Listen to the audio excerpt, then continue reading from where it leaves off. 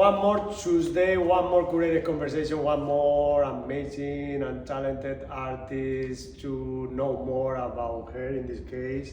Today I have Kazaan Viveiros. How are you doing? I am good. How are you?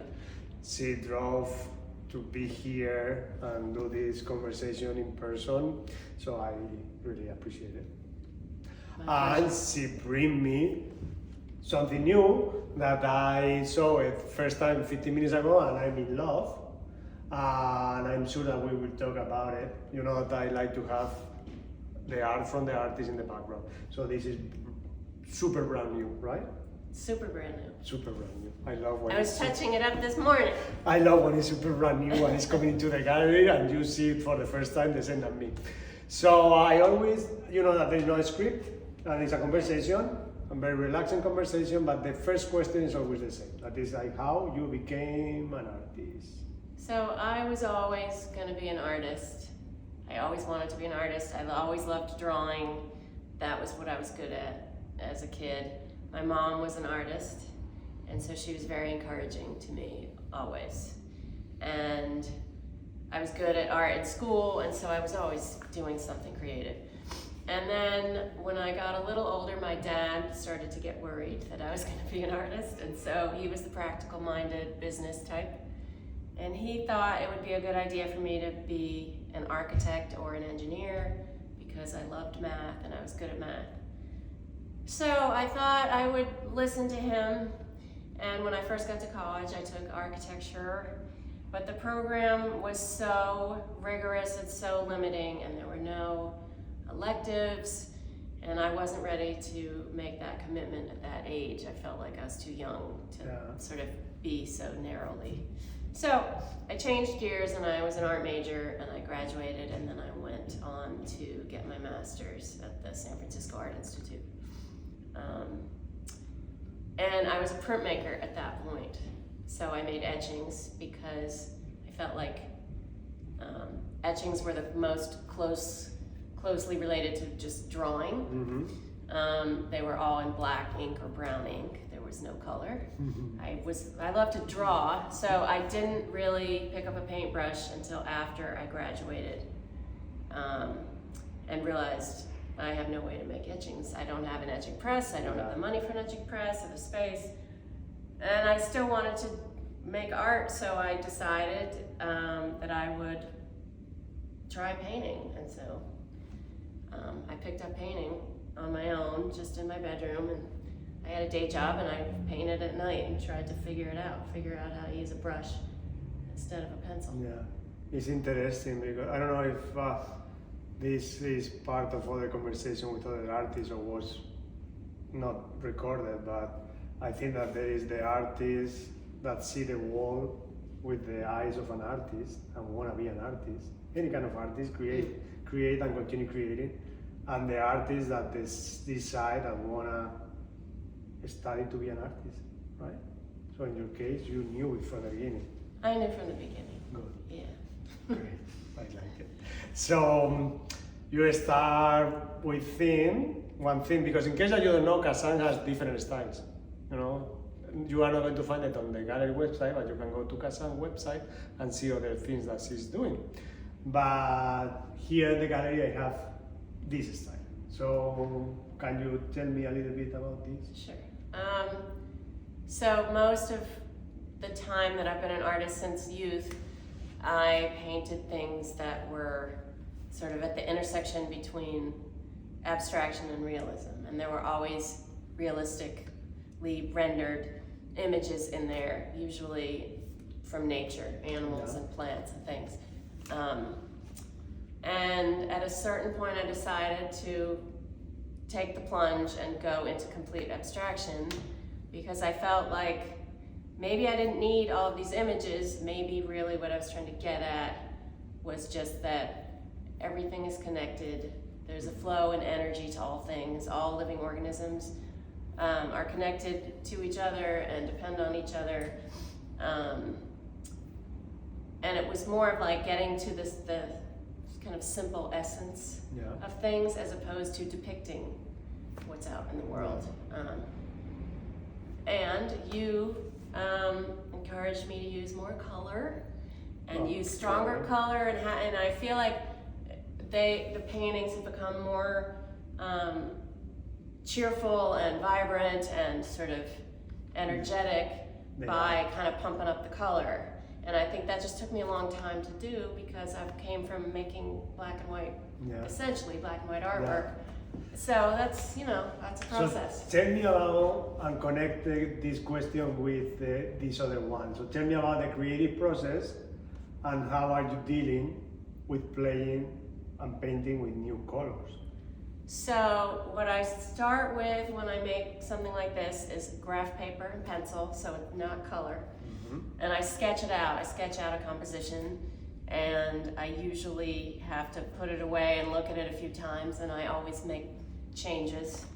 And then I draw a grid on the canvas and I map everything out. And then when I'm choosing colors, since I'm not historically using these colors that, bright color, like a lot of color, I've been doing little test strips on paper.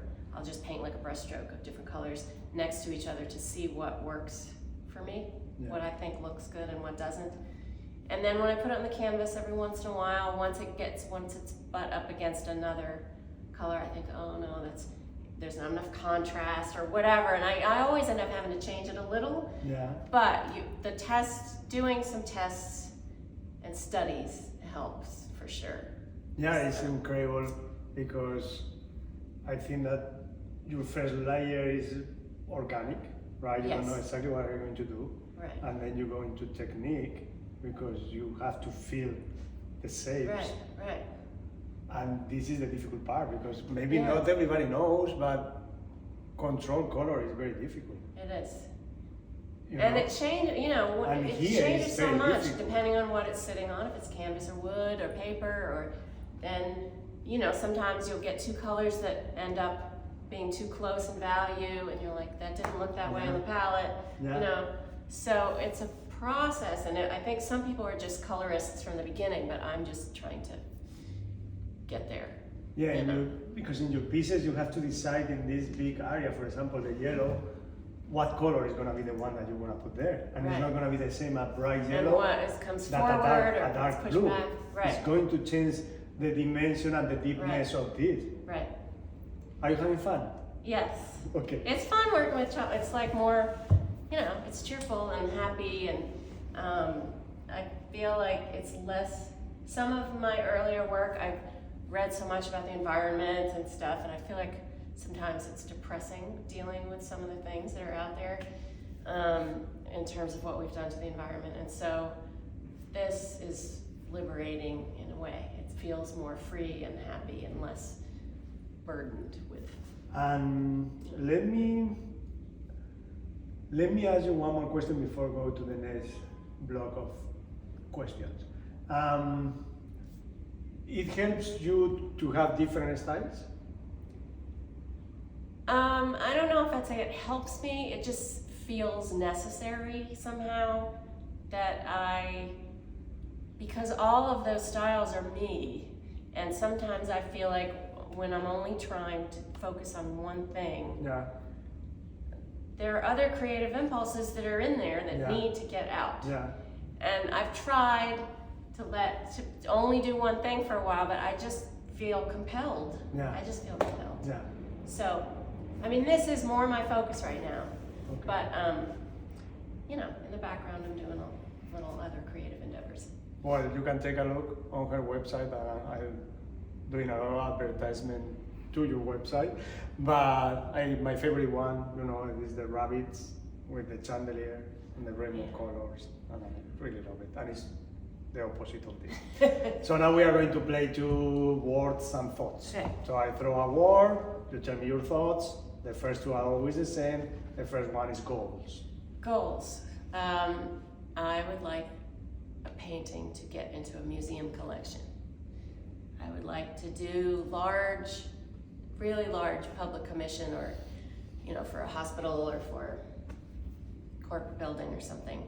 I really have enjoyed working large. It's just that the practical concerns get in the way.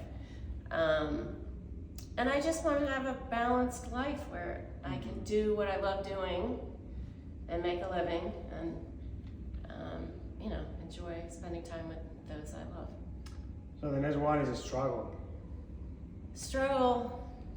I feel that life in general is a struggle, and it's sort of a struggle for balance and to have enough of what you want, but be always aspiring to the next level, and not let all of the things get in the way. Because I feel like these days there's so many, with social media and with the news the way it is, with the world, just so many things coming at you. It's a struggle to stay focused and stay happy and enjoy the small things in life that bring you joy. These are two words, but let's put it like one. Art education. Art education is so important, and I feel like it can be transformative for so many people who are struggling and who need something in their life, And I think it's sad that so often art is the first to be disposed of, as if it isn't necessary. And I feel like it's so integral to cultural life, to having a full life in a society that's, moving forward. Digital art. Digital art. Digital art, I think, can be amazing. It's a whole different, there isn't the same level of sort of making things with your hands and the same craftsmanship involved, but there's design. You have to be really good at design and balance and composition and things still in digital art. It's just a different tool. So, yeah, I think digital art can be amazing. Canvas. So canvas is something that I've come late to the party. And I always worked on paper or wood because I like the flat, smooth surface. And canvas has that weave, and it's hard to get used to if you don't like texture. But for some reason, now is the time that I have fallen in love with canvas. Good. Yeah. Sales. There's always room for more sales. Sales, you always want more sales. I think that is the part of being an artist that most people struggle with. And it's the hardest to achieve because I think sometimes, being a good salesperson requires a lot of different personality traits that maybe being an artist, you don't have any of them. Mm-hmm. Working alone in your studio, being a loner or being a quieter type of person, it's hard. Reputation. This is the first time that I asked him and this one. I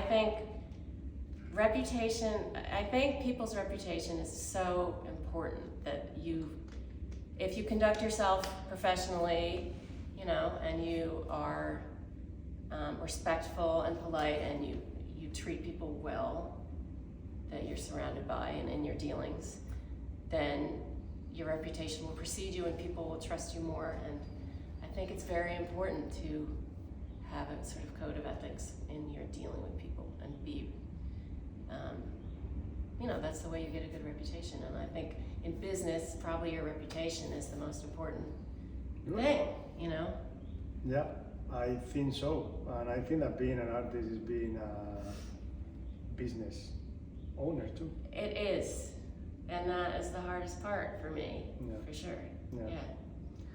And the last one in 30 seconds, that is consistency.